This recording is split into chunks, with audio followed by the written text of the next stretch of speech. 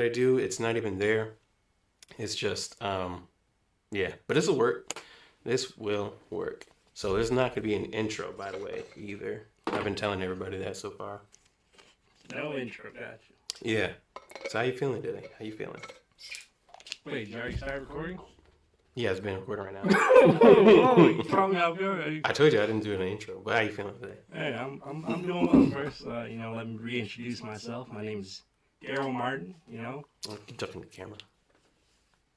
I hate you. I'm just kidding. You don't have to do that. You don't have to. It's fine. Oh, I feel the walls right here. I feel like we're supposed to be having a conversation. Yeah, we are having a conversation. Yeah. Talk about anything. No. Anything you want to. Well, originally from Saginaw. That's about an hour and some change from Lansing, where we currently are. Why do people call it the Sag Nasty? A lot of people call it Saginaw. You really gonna throw that right at me just because I'm from Saginaw, man? No, that's just what people call it. That's the only reason that I've ever heard of Saginaw being We referenced. don't call it Saginaw. We just call it something Saginaw, man. Oh, so people from Saginaw do not call it Sag Nasty. It's just something every other city calls it. Yes. Okay. People like to come at us. We just be existing. People That's call Lansing folk fake Detroiters, so.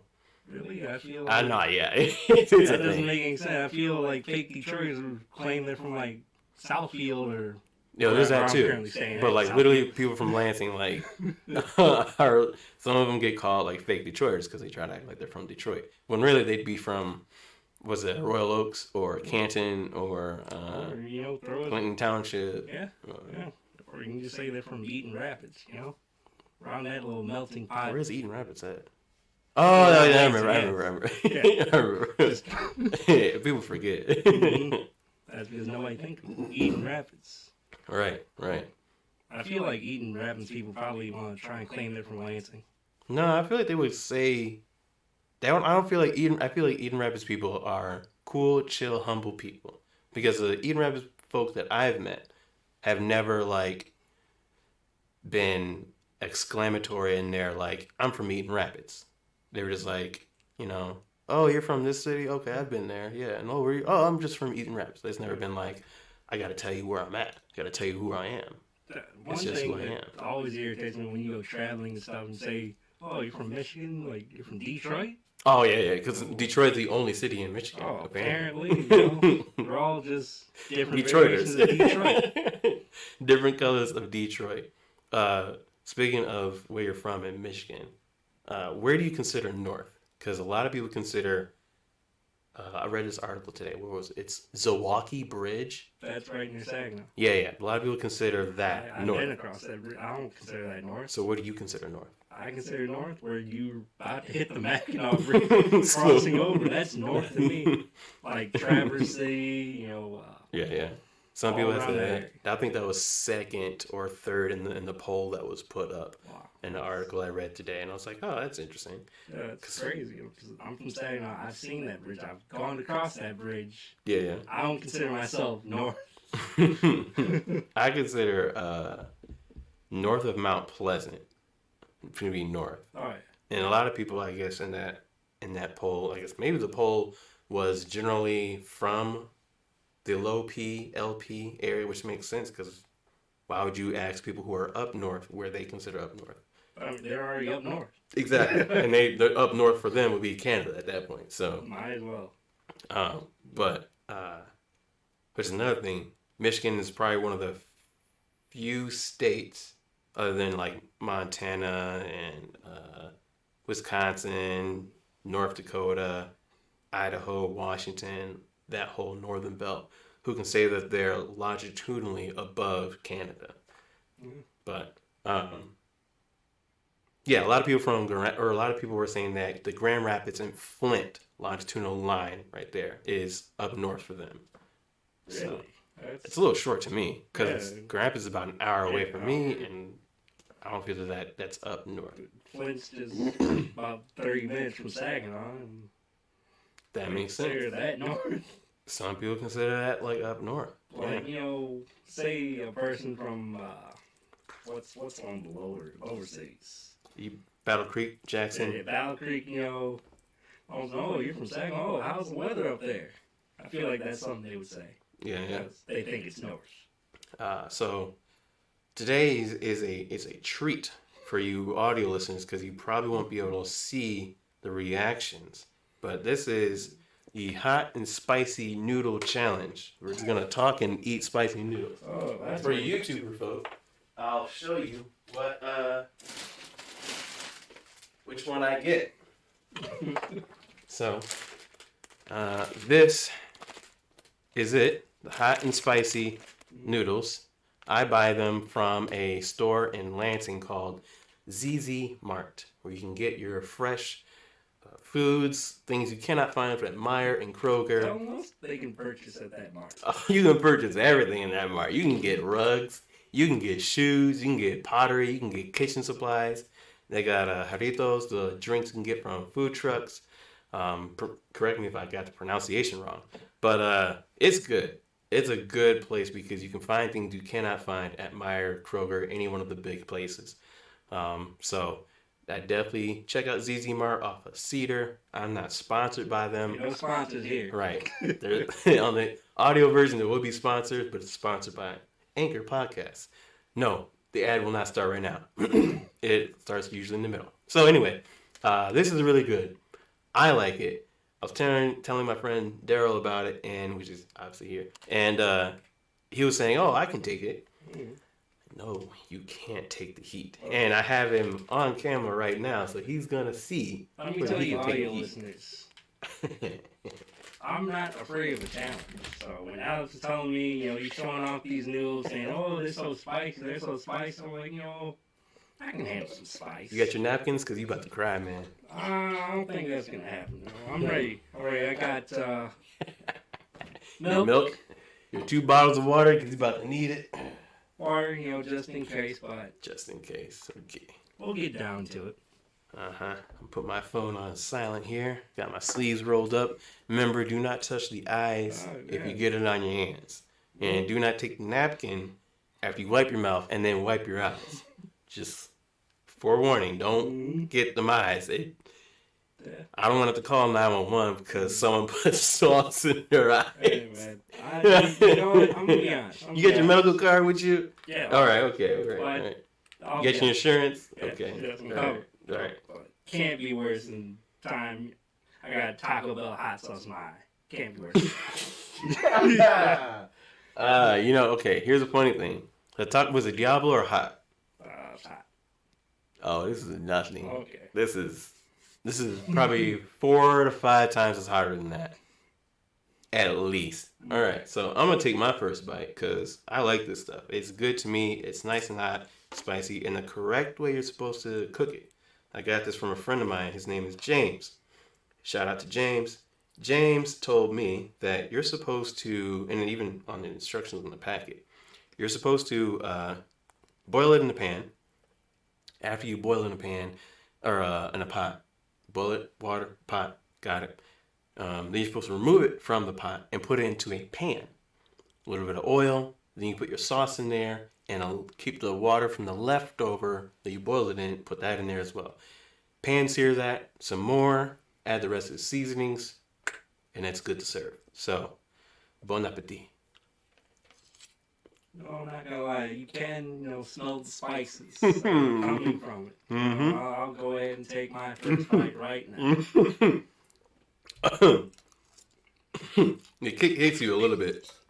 A little rough right now. Yeah. Yeah. No, I'll just take a little bit of that milk. Yeah, go ahead. I drink water because I do not drink milk. I don't have any special reason for it. I just don't like milk. I don't like to drink it. It's just not for me. That was just the first bite, Yeah. Let it marinate, in my body. Yeah, does the heat increase a little bit? You get the... I mean, you can taste it. You can feel it in your chest. It'll put some hair on your chest. Right? It'll put some hair on your chest. Wait till you start adding it on. Anyway, I should have added my hot sauce to it too. That'd be great. I think it's good enough. Need hot sauce. You sure? I got it's the Dave's Total Insanity hot sauce. I think we're fine with the hot sauce right now. Usually I put 3 drops, and I have to cook it with the water in it. Mm-hmm. And then when I cook, I gotta have the air fan on because it gets aerosol from the steam and everything when you're cooking. So then it comes in the air, and then you're just choking over the stove. Yeah, that sounds like an awful train just choking over the because you had 3 drops of hot sauce. Yeah. Anyway, so what's going on in your life? Talk about it. What's going on? What's new? Well, so I'm living in Southfield, Southfield, Michigan. It's just about 15, 20 minutes from Detroit. I work for the state of Michigan, Oakland County. Get out. I Just represent as a CPS specialist. So it's a very, very rewarding job, A lot of people don't like them, but that is true, You seem like a good person. Yeah, people always have the misconception of where CPS gets involved with the family that they're there to take their children away. Mm-hmm. That is the absolute last resort that when we become involved with the family. Okay. We're not there to take your children away. We're there to assist the family, educate them on services in the community to see what the real issue is, Right. You might get a case of physical abuse. You go out and investigate and find out that it's actually nothing. There's no evidence of abuse in the home, no child getting beat left and right. So that's what we as specialists do. We investigate these situations and either close the case out within our 30-day investigation, or we substantiate, which is opening the case on them. Okay. So, how about we do this? Every question I give, sorry, my phone. Every question I give, you gotta eat. Does that sound good? Yeah, man. All right, that's a question. Starting off strong. Yep, that's what we're doing. Because I done took 3 bites right now. So. Hey, man, it's no competition, man. I'm not saying. You eat this stuff on the daily, man. This is the first for me. It's the first for me. Not daily. It's just every once in a while. I'll grab a bite. Yeah, don't be shy about it. Just get a nice spoonful in there. A little fork. Yep. Yeah, man. No, I'll take it one bite at a time. Looks like you're feeling a bit, huh? Yeah, I know. It's hot. You get to drink milk. I'm just drinking water. That's because you don't like milk. Exactly. So Yeah. it helps me become stronger. Yeah, whatever you think, man. You need a minute? No, I'm good. It's just hot. Just hitting you. It is. It does. Mm-hmm.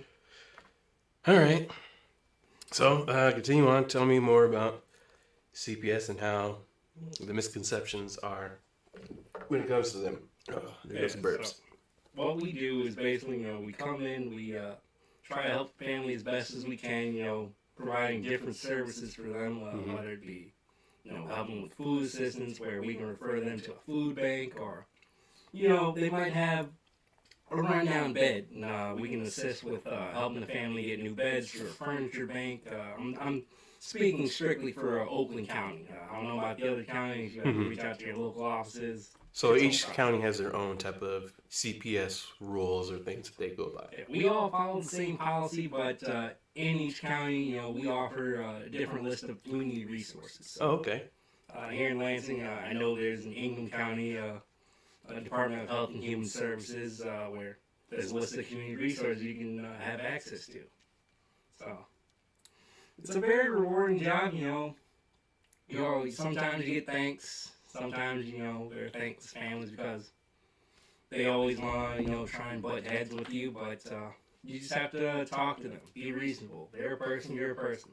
Okay. Don't come in acting like you're more than the little badge you have that you carry around and show them. Okay. Because in reality, we have no power. If we're potentially doing a removal, that's through the courts. Obviously, they say there's enough evidence to where we're going to take it to court. We're going to petition to have these kids removed. So we don't do that. That's not our resort of coming in and taking your children. That's only the last resort. How much can you talk about in terms of your job? It's a question. Well, Yeah. supposed to be Yep. I guess. It's a question. Go ahead. Make sure there's a get them up. Yeah. Oh, eat at my own pace. Oh, okay. Yeah. Yeah, man. Yep. Yeah, get all. Yep. There we go. So let me take a quick swig of this milk. Oh, go ahead. Yeah. Now, how do you let it sit a little bit? Yeah, the shirt says take a swig of this milk. That'd be great if I get merch like that. Yeah, that'd be great.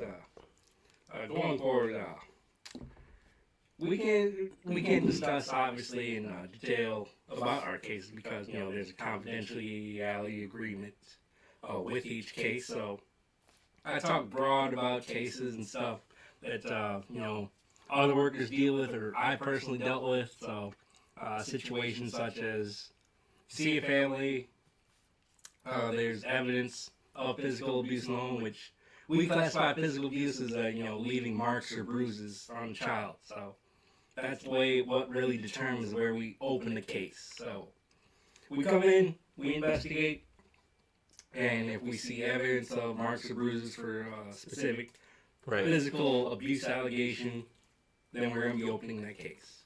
Right. Okay. Success stories, or have you gotten? Because I know you just got this job. It's recent. It's new. Actually, not that. I don't want to ask that question just yet.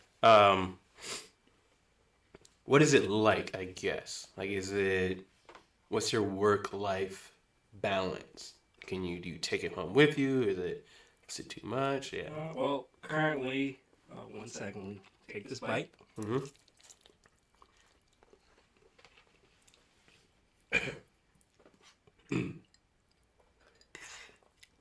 Well, currently, all state workers, we dealt with COVID here in Michigan since last March. So all state employees are working remote away from the office at their own homes. Mm-hmm. And so I always have my laptop, my work phone on me, just in case. Except my hours are 8 to 5 p.m. Monday through Friday. So once 5 p.m. hits, I cut off work mode, turn off the phone, turn off the laptop, and I'll save whatever work needs to be done for the next day.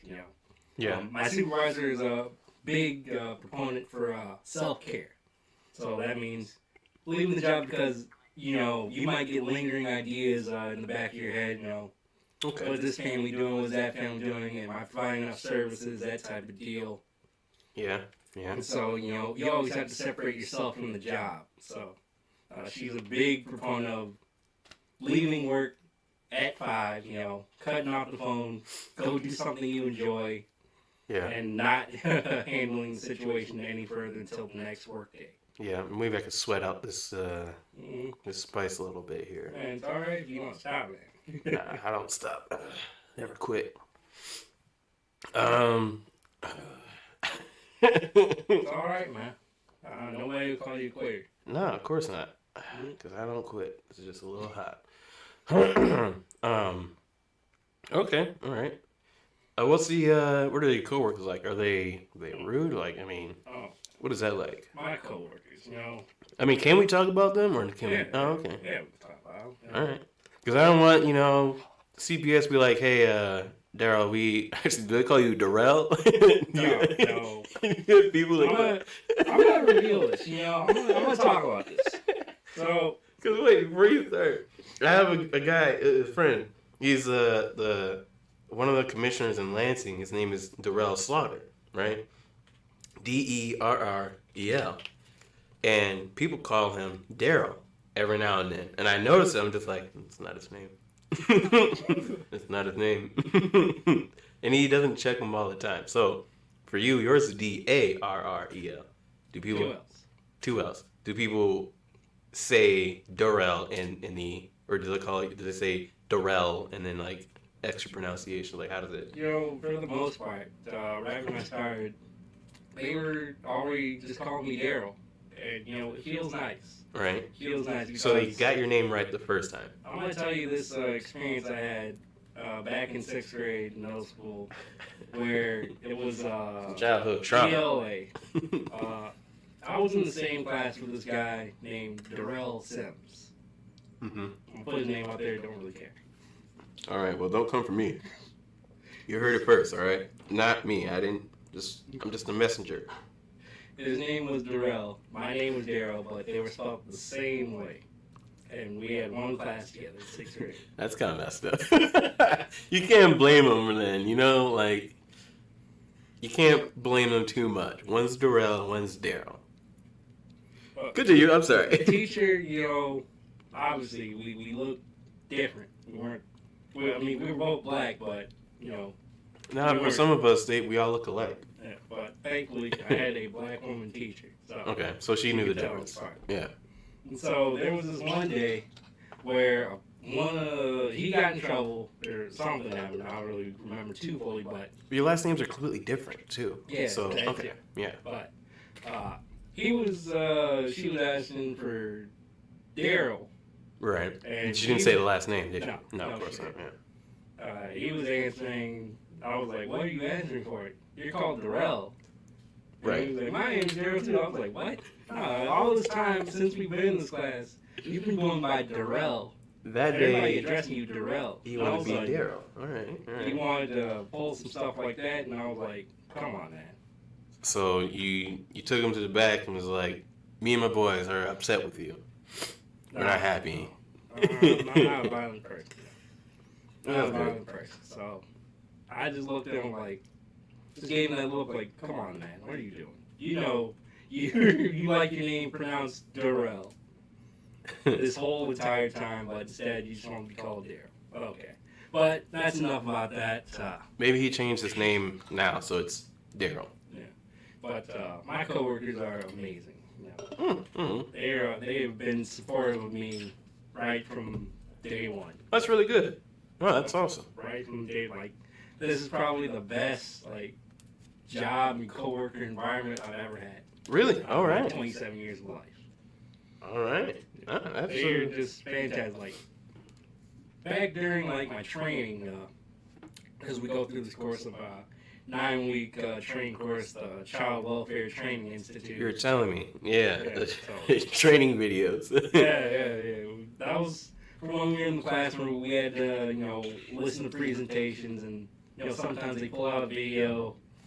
Specific video he's referring to was about systemic racism. Mm-hmm. Is that really a thing? That video. Some people need to be educated. Yes. That video, I shared thoughts with them, and I was just a bit oversaturated, I'll say, of watching the same guy explain systemic racism to me. So, I got irritated. Yeah. I vented to him. Because we already know it. Yeah. We already know systemic racism exists, and we know how it is.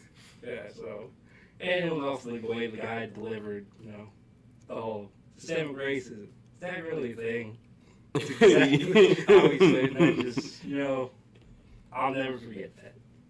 But the whole thing, a 9-week training course of a Child Welfare Training Institute. On what we call field weeks, when we take weeks and go out to the field, shadow our coworkers, or what we have at the time, a mentor assigned to us to show us the rope, show us the basics of the job, bring us out into the field, and actually talk to our customers. That's what we call them, our customers, because we're there to do a service. Your breath isn't hot right now? Hey, man.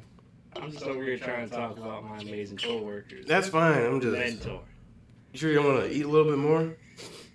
Just let me get through this. It was a question. I'm just, I'll take... If that's actually 5 or 6 questions, I just let you slide on 3 or 4. Oh, man. Who's counting, man? All right. I'm not counting. Just realized I'm the only one who's particularly perturbed by this unequal eating contest right now. Honestly, a little cough there. Cough. Yeah, a little spike. Yep, happens. But continuing on. Your field work or field training with your coworkers. Yeah, going out. My supervisor, she had me going on the field every single day. Sometimes twice a day. Going out with a variety of coworkers in order to learn the job, see how a particular person takes their notes, when interviewing a parent or a child, and I gotta thank them enough for even allowing me to come with them and win the job because having somebody watching you, you gotta do certain things by the book in order to teach them right. So they taught me the right way and little tricks and tips to use when report writing, especially because that's one of the things I underestimated about CPS.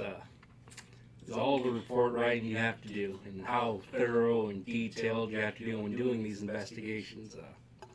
Because these are life-changing events.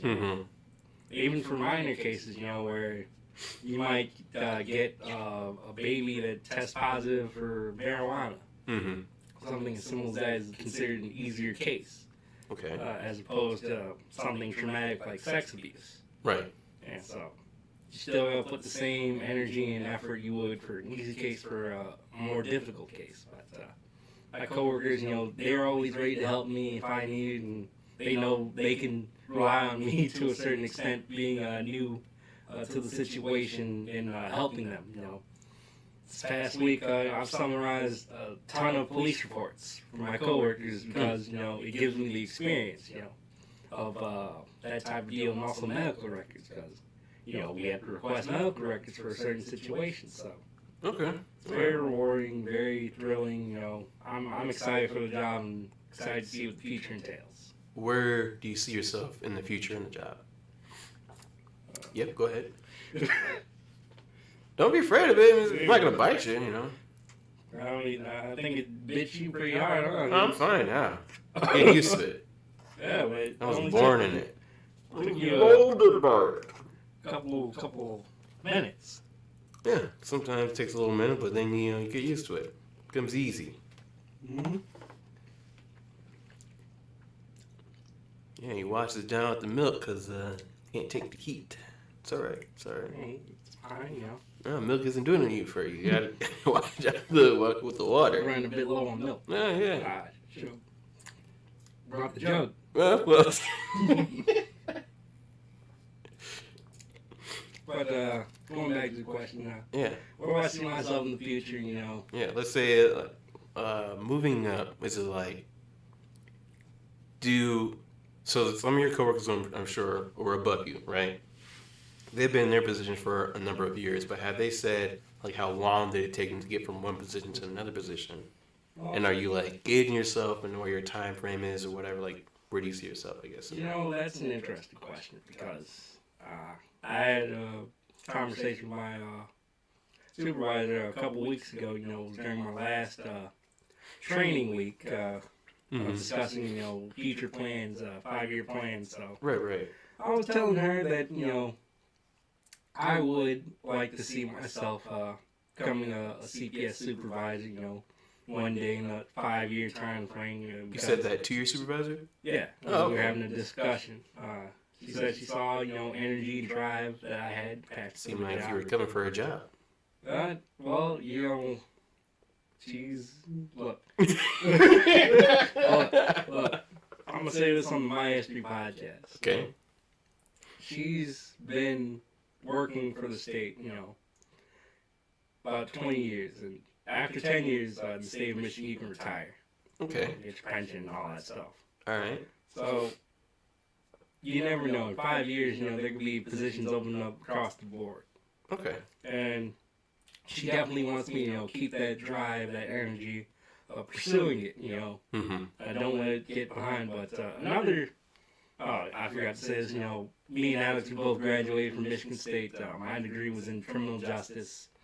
So something else that I want to explore with the state of Michigan, if CPS, I want to branch out to something else in 5 years. Right. Moving to a position of juvenile justice, because that's something I focused on in my last year of Michigan State, juvenile justice, exploring that as an option with the state of Michigan, because there are juvenile justice programs and positions opening up in the state, just varies from county to county, because Oakland County, it has a relatively new juvenile justice program, specialization of a small group of people. So that's something I would like to explore, if all of a sudden, all the the mental damage and drainage of CPS just kept beating on me for 5 years, like, I think it's time for a switch. So Okay.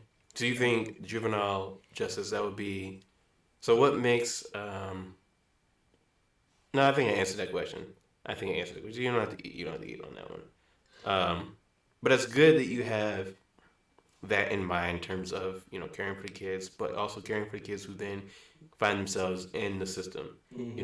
Have you noticed any trends in the juvenile justice system? Like how upkept with it are you in it currently? I guess. Yeah. Go ahead. Take your bite. It's a little small bite, but I'm not judging. Okay. Just stating the facts. Well, one second. Someone started hitting me. Well, Should be sponsored by Ice Mountain. Yeah, that'd be great. If I was sponsored by Ice Mountain, if I was sponsored by anybody other than Anchor, would be also good too. But going by with changes in the juvenile justice system that I've seen, over in Oakland County, obviously CPS, we don't deal with, juvenile offenders, but my knowledge of looking around. Well, what do you mean by you don't deal with juvenile offenders? Yeah, because we deal with abused children. Oh, okay. They might be involved in the court system, but they're not the ones that. Okay. yeah, they're not the perpetrators. So there's different departments that deal with different offenses. Is that? Well, that investigate. So. Oh, okay. So your department of CPS investigations strictly goes on the abusive side. Yeah. Okay. We look at the abuse and neglect allegations and complaints that come in. Okay. So that type of deal is what I deal with. Okay, and that stretches from anything from sexual to drug to physical abuse. Physical or improper supervision. That's also another Or what we call neglect. maltreatment. Yeah. Oh, okay. It's a wide variety that you can get hit for. Okay. That will spark an investigation if somebody reports it. Got it. Reports the situation. Okay. And so you want to watch out because when you think people aren't watching, they're watching. Oh yeah. I mean, you have especially schools, Okay. counselors, those type of deals. Okay. But yeah, go ahead. Continue. Sorry, I cut you off. It's fine, but looking more towards the juvenile justice around Oakland County. What I've been hearing and seeing, from our own small section of juvenile justice programmers, program and people involved with it is that the rates are steady. There hasn't been a sharp increase or a sharp decline due to COVID. Interesting. Juveniles still, I guess, I don't want to call them like offenders and stuff, but things happen. You might not know the reason why something happens, but Right. it happens. But Well, it's good that the rates haven't increased. Yeah. And But also part of the juvenile justice program is looking for ways of how to decrease that number too. Right. So seeing if there's community resources available that assist with giving youth in a bad situation different opportunities or outlets. So that's something to be explored as well. do you know how what most of the offenses of juvenile offenders would that entail? Like, is it kids who are under 17, 16, or whatever are most likely who are juvenile offenders? They're most likely caught in a case of drugs or caught in a case of petty theft. Like, do you know what it is? I guess. I don't know the top number off my head. But, you see obviously drug offense. They're selling. Trying to get by. Right. They might do theft. Steal something from Mart or. I don't think there's going to be an extreme case of a whole bank robbery type of deal. Right. But Be some smart kids though. there might be an armed robbery because they just happen to have a weapon and Yeah. they're robbing somebody. Yeah. Yeah, so there's a wide variety. Could be someone was just, petty larceny, Yeah. Just break into a person's home, And to that point, I'd say, that's like not a solution because I don't have all the solutions, but pretty much we both know how uh, the hood is, or how being in poverty is like. Maybe more me, maybe more than you, or maybe someone who's listening. You know how poverty can be like, where in a situation where you're scrubbing by, with a couple dimes or whatever, and you're trying to make ends meet. Um, and if you have family and you have friends, or younger people who are also trying to help you in that sense, things get rough and you have to do what you have to do. And obviously, the way to circumvent that would be to create some type of program where you teach the youth how to create money. And that's another thing with the internet nowadays. You have kids who are becoming internet famous off of simple stuff. So, I mean, there's stuff that's out there. But yeah, I'm just talking. Yeah, I would say, uh, adding on the programs, you can just have a simple, back when we were growing up, there were tons of after school programs, the Boys and Girls Clubs, everything, a way to keep you, active in the community resources available. But now, I don't know about you, but, there's been a steady decline, Yeah. especially with, the COVID situation where things are closing, inner cities aren't getting enough available resources, that type of deal, which Right. causes people to go and have different outlets of Right. what they used to have. So I can understand that point. I'm not gonna, obviously throw the book at youth that was caught in a situation where they were put in a situation where they felt forced to do it. Yeah. Right. But I say community funding and of resources, bringing back, boys and girls clubs, active participants in the community. That's really what's missing is community leaders. Really, I know that's a whole different topic and stuff. I mean, but we can even talk about that too, because there's programs out in California where they actually have like these um, organizations where they have individuals who are from the community or used to be part of like so and so affiliation, but they're trying to turn their life around, and some of them are like ex-cons, or and they're trying to turn their life around as well as help other people turn their life around, so they're not falling into the same cyclical trap that they fall into the system with. So I think that's a beautiful program and should be adopted in large cities where they have a high crime rate in general, but also just a high juvenile crime rate. Because a lot of these people, it's a little thing. You remember the actor from The Wire? mm, He was the guy with the shotgun. Who, Oh, yeah. He went around like murking folk. Like he was a real OG. So the actor, he came back. Oh man, it was so. Was that video I shared you? It was a long time ago. I know I've seen the whole scene. Yeah, it made me like cry because it's like these kids. Because he talks to these kids, and these kids are talking about how they want to grow up and be. And he's like kids in like first, second grade, third grade, and they have these huge, like, wonderful aspirations of just helping the community behind them.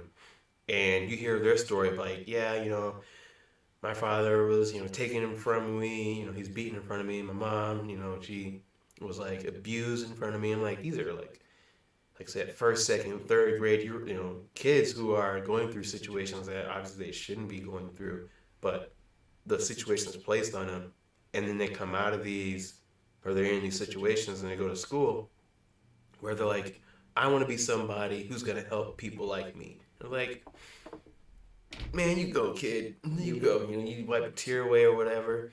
But it's so hard. I can't remember the name of the video, but that actor, he was kind of going from episode to episode talking about these things, and he touched base on like the community program where they have community leaders who are from the prison system or gang affiliate here, and they are now ex gang affiliate, and they're just trying to help kids and adults be in society in a better way than they were before.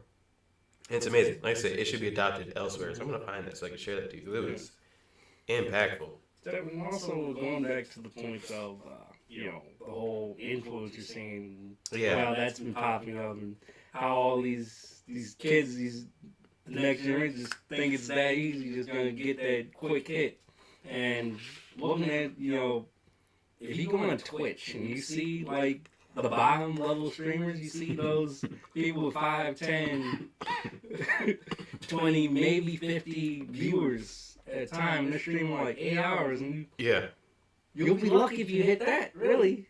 Trying to be a streamer or influencer or something, you look at these people. Yeah. It's not going to turn out well. It's not where you're going to be the next, I'll give an example, the next Tyler One. King Bach. Yeah, King Bot. Or even Long Beach Griffey. Was his name King Vader? King Vader, yep, that too. Long Beach Griffey.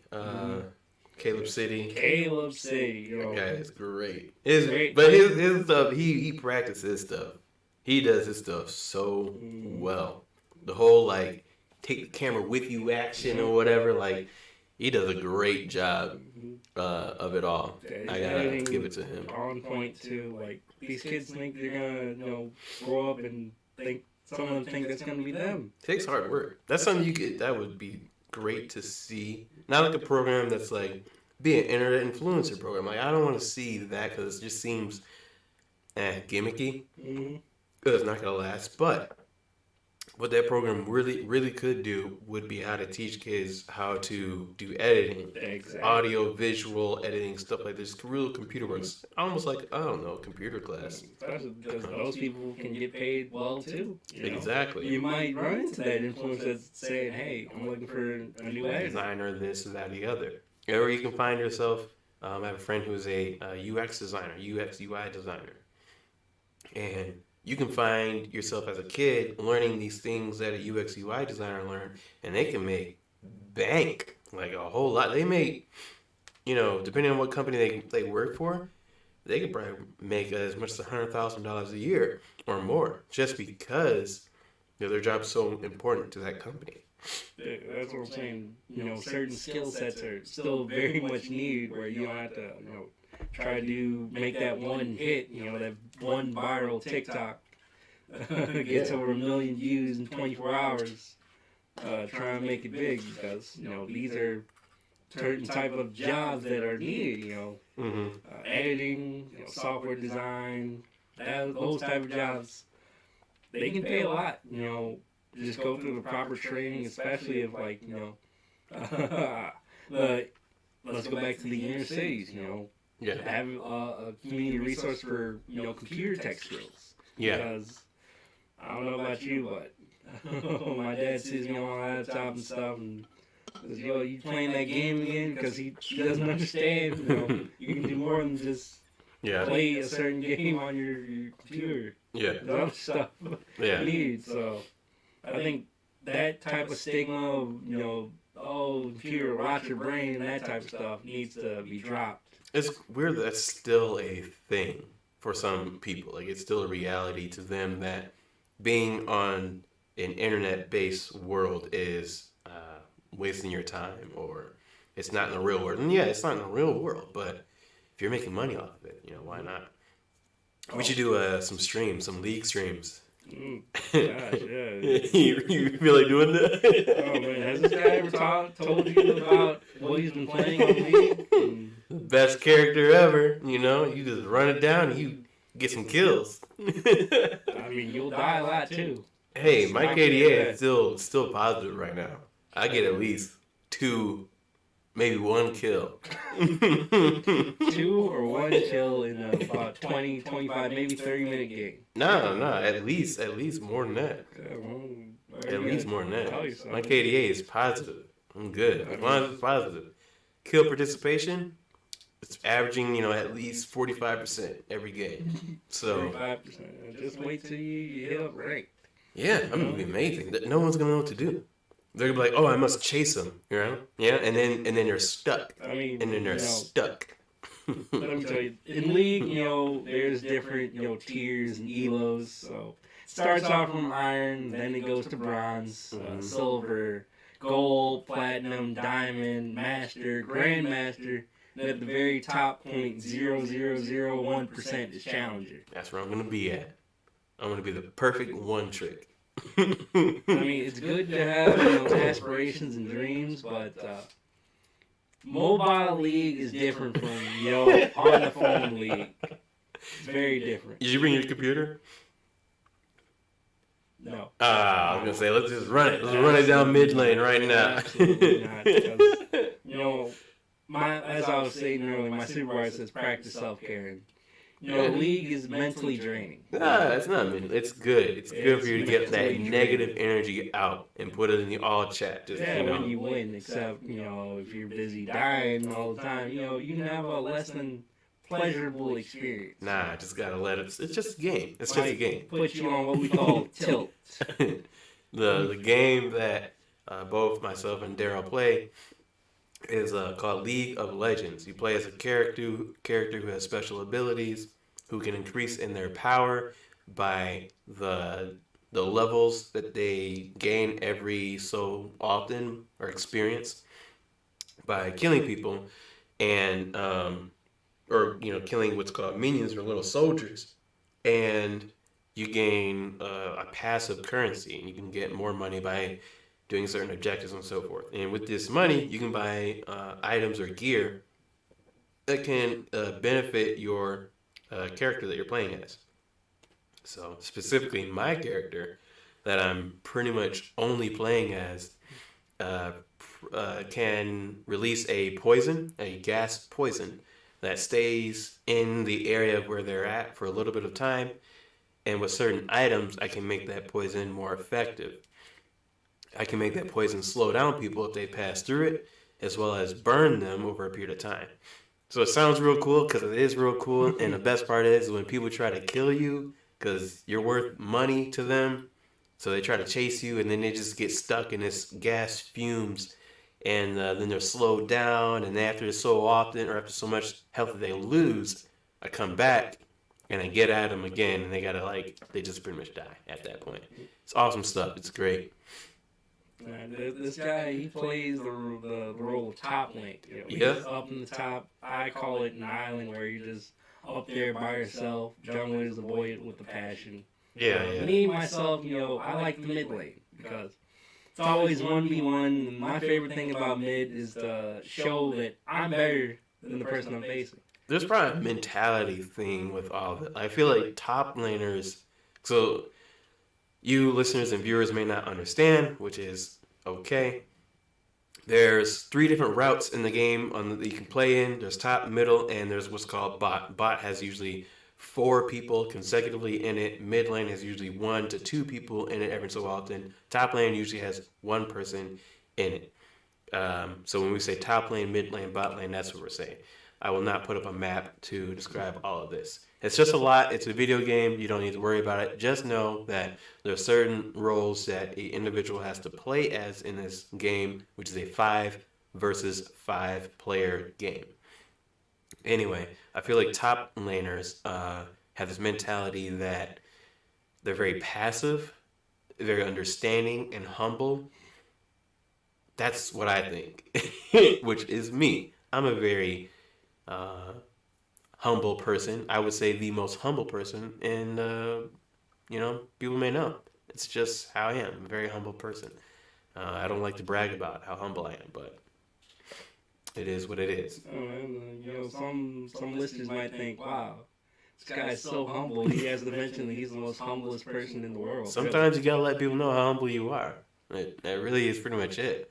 Then you have your bot lane individuals. I think they're a little bit more like flashy, and they try to do the extra most. I think they hate themselves. Why do you?